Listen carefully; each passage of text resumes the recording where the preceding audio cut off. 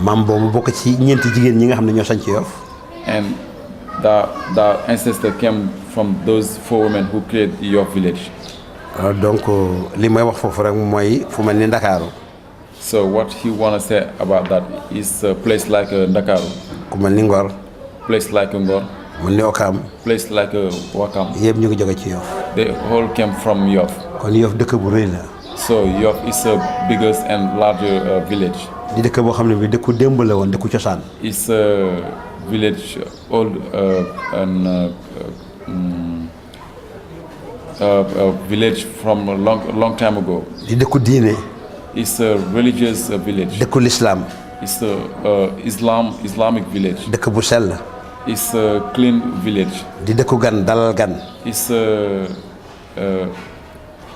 village where they always welcome visitors. di dëkk boo xam ne bi mooy jàngale tey cosaan ak aada ci biir presqu'île du Cap-Vert. It's villages that who always teach culture. cosaan ak aada ci biir presqu'île du Cap-Vert. And culture and a coutume at the almost island of Cape Verde. di dëkk boo xam ne bi ba léegi seen coutume mu ngi sax. And it's a village that who are always keeping his own coutume. ndax boo gisee ma wax loolu ci Yoff. Why he said that about Yoff? ku mel ni waxoon naa ko sànq ku mel ni Seydina Limaamu Laay mu ngi fi. Because he just mentioned it in the past. Somebody like Seydina Limaamu Laay, he's here. ku mel ni Tafsir Ndiaga Gueye mu ngi fi di wàllu yu. Somebody like Tafsir Ndiaga Gueye, he's here in Yoff. ku mel ni Mbaye Mandaw Diouf mu ngi fi di wàllu yu di taalibe Sëñ Tuuba. Somebody like Mbaye Mandaga Diouf. Mbaye Mandaw Diouf. Mbaye Mandaw Diouf, he's here. He's the disciple of Cheikh Amadou Bamba. ku mel ni Cheikh Jogal Diop mu ngi fi di taalibe Khadir. Somebody is like Cheikh Mandaga Diop. Cheikh Jogal Diop. Cheikh Jogal Diop, he's here in Yoff. di Khadir. And he's from the Hadria brotherhood. mu ngi ci biir Yoff. He's here in Yoff. ku mel ni Mame Ndiare mu ngi ci biir Yoff. Somebody like Mame Ndiare, he's here in Yoff. néegu famille bu si nekk ci kenn ku nekk yaa ngi sarab ci biir Yoff. néegu. ma ne néeg yëpp famille yu lébu yëpp ku nekk yaa ngi sarab ci biir Yoff. And the whole Yoff family, each one has his own jinn in Yoff. kon Yoff dëkku aada la. So Yoff is culture village. bu dee aada boo ñëwee fekk ko fi bu wér. If you're looking for a culture and a coutume, if you came to Yoff, you will see it. dëkku diine la. And then it's a religious village. bu ñëwee fekk fi l'islam bu wér. If you came to Yoff, you will see a real Islam. école arabe baa ngi fi nekk ci biir Yoff. And they have an Islamic school here in Yoff. franco arabe mu ngi ci biir Yoff. They have a French and a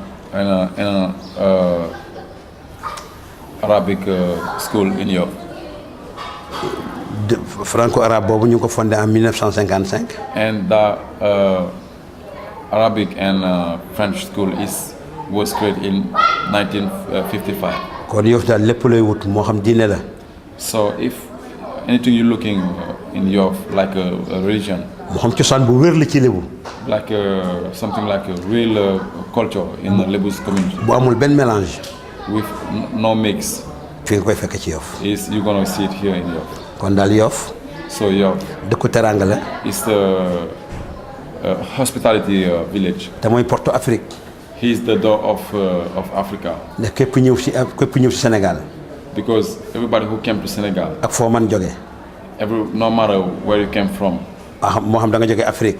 if you came from Africa, moo xam da nga jóge Asie. if you came from Asia, moo xam da nga jóge Amérique. if you came from America, moo xam foo mën a jóge ci àdduna bi.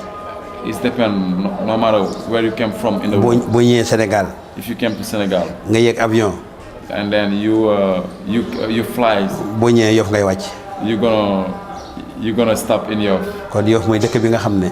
So Yoff is the village that mooy porte Afrique. is the door of Africa. kon daal Yoff yàlla moo ko def muy Yoffam. So Yoff is God who make it can be Yoff. te li ma wax it ku ñëw ba léegi ci Yoff di nga ko fekk.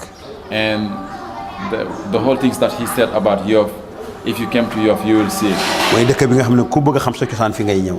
It's the villages that everyone who wants to know his culture, this is where you're gonna come. ba nga bëgg a xam cosaan lébu it fi ngay ñëw ci Yoff. Or if you wanna come, or if you wanna know the history of the Lebus, this is where you're gonna.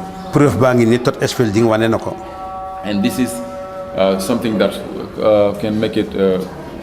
This is the reality because Todd wants to know the culture of the Lebu, and then he came to do his research in Yoff. ñi man ni ñoom it ay chercheurs wala nañ ko dañuy ñëw toujours Yoff. Many people who do research about Lebu's history, many of them they came.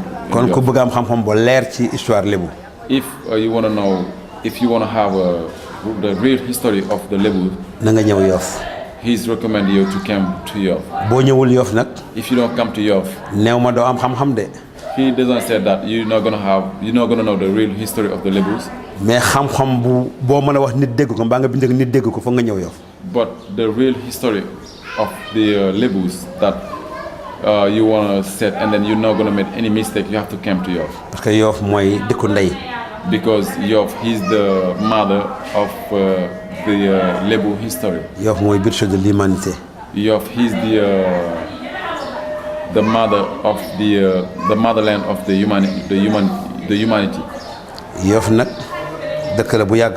So Yoff is the older village. boo xam ne daanaka avant Lebu yi soose yi ñoo fi newoon. Because before the Lebu, it was the Mandingo who was du Yoff yëpp presque du Cap-Vert yëpp la woon sax. It's not only Yoff, but the whole almost island of Cape Verde was occupied by the Mandingo. ba turu Yoff boobu mu ngi jóge ci baatu soose. And the woods of Yoff is came from Mandingo woods. kon xam na soose yi jaar nañ fi.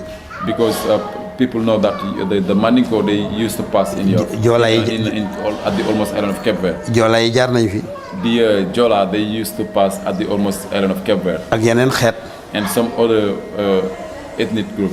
bari na aussi ay sites historiques yoo xam ne ci biir Cap-Vert ay soose yi ñoo ko fi bàyyi. There is some historic places at the almost island of Cape Verde who was created by the Mandingo. ndax sites yooyu naka Lebu yu oowee léegi du baatu Lebu. Because how the Lebus they call those places is not a Lebu woods. ndax di nga employé mot bi mais boo ko seetee ci Lebu doo ko gis. Because you can use the woods, but if you look at it at the Lebu's woods, you're not gonna. il faut nga dellu cosaan ci Joola yi mbaa soose yi rek pour xam baat boobu lan la. So you have to go back at the Mandingos or the Jola woods to know what's the signification of that wood. te ñoo xam ne presque du Cap-Vert yooyu ñu ma la wax ñoo fi newoon. But the almost island of Cape Verde is those people who was occupied it. ñooñu ñoo fi jiite Lebu yi. It's the Mandingo and the Jola who occupied the almost island of Cape Verde before the Lebu. ñoo fi jiitu séeréer yi. And it's the Jola and the Mandingo who was occupied the almost island of Cape Verde before the Serer. bari na ñuy wax naan fii site yu bari site séeréer la. And there is some people who said that those places was places of the Serer. gis naa ñu koy wax di si def ay émission. And he saw that some people they said that and do some TV show about. gis naa ñu ci bind aussi. And he saw some people who write about those sites and said those places, and they said those places was occupied by the Serer. waaye loolu Lebu bu xam cosaan du ko wax. And a Lebu who know history cannot say that.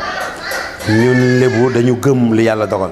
Because the Lebu they always accept and agree about the bëgg suñu bopp bëgg suñu cosaan du tax ñu ne ñun ñoo jiite presque du Cap-Vert. And just the Lebus love themselves and love them culture and history doesn't make them say that they are the first ethnic group who occupied the almost island of Cape Verde. parce que loolu mooy rafetal histoire. And then this is what who can make a history very nice, good. histoire li